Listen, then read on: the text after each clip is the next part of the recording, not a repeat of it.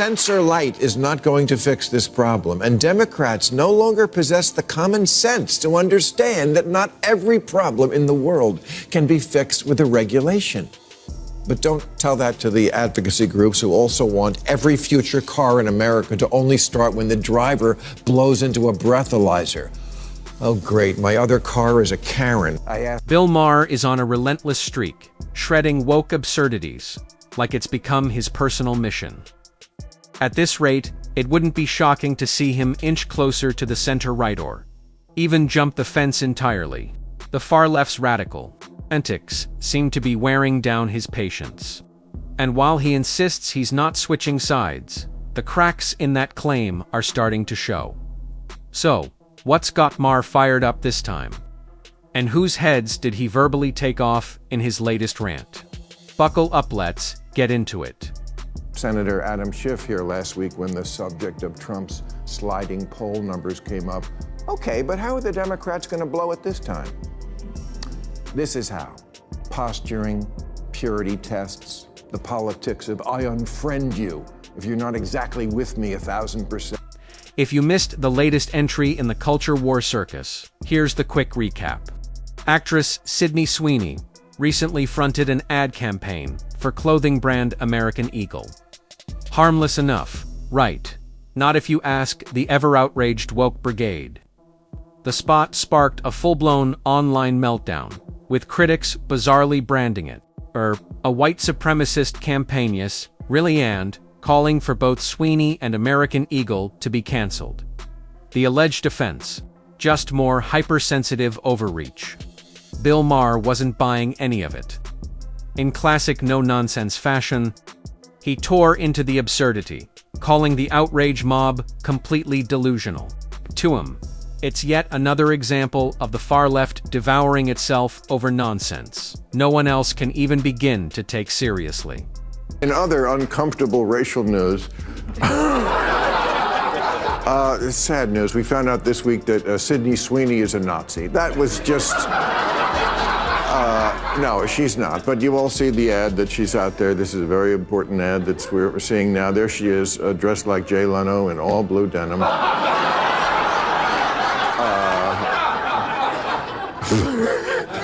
And she talks about the fact that she has blue eyes, and then she says, I have great genes, because she's wearing jeans. But according to the woke people, this means that she's a white supremacist. It also doesn't help that her bra size is 36 KKK. Maher delivers one of his trademark takedowns, sharp biting, and unmistakably, his cures. The woke mob's hypocrisy. With surgical precision, if they truly believed great genes were just a myth, they'd embrace everyone equally, no matter their looks, fitness, or symmetry. But they don't. Instead, they shift the goalposts, pick pointless fights, and stay in a constant state of outrage over absolutely nothing. Maher's not buying it tanned. He's not shy about saying so. This isn't mere disagreement for him. He sees them as a genuine danger to society. In his view, their real mission isn't equality or justice, it's destruction. They want to tear down anything good, beautiful, or enduring, just so they can stand in the wreckage and smugly call it progressed. And that the name she gave her tits is the Proud Boys. But other than that, no, it's... I will say this, they should have been aware when they wrote this ad that this is what some people were going to think. I don't think they did it on purpose, but I also think it's pretty funny that all the online social justice girls are like, it's racist. There's no such thing as good genes. Right, and then you go on Tinder and swipe left on every bald guy. It's one of the oldest tricks in the marketing playbook. It still works like a charm. Pair an attractive woman with a product and watch sales skyrocket. Hardly revolutionary. Every major ad agency knows it, and most have been using it for decades. Toss in a clever tagline or a few catchy lines, and you've got a campaign that sticks. But in today's hypersensitive climate, even that's suddenly treated like a crime. Cue the woke outrage mob, feigning shock over what has been standard advertising practice for generations. They're acting as if this is some dark, new scheme, when in reality, it's the same harmless strategy that's been around since the golden age of advertising. Washington Post, Independent, NBC News, Fox News, Salon, KTLA, Newsweek. Piece after piece after piece after piece dedicated to the supposed controversy. What is the controversy? You mean to tell me that if you put attractive women next to a product, people might want to buy it? Yeah. Like, that's blowing my mind. After finishing his demolition job on the woke mob for their absurd attacks on Sydney Sweeney, Maher turned his sights on the Democrats and it was a political massacre. He warned that if the party runs Zohran Mamdani as their 2028 presidential nominee, they might as well gift-wrap the White House for J.D. Vance. Daney, a proud democratic socialist, hasn't bothered to hide his radical agenda: defund the police, abolish ICE, and hit the wealthy with aggressive new taxes. While Maher concedes these ideas might sound noble in theory, he argues they're hopelessly divorced from reality and completely out of step with mainstream America. To him, the average voter isn't shopping for a utopian dream they want. Practical policies that deliver results.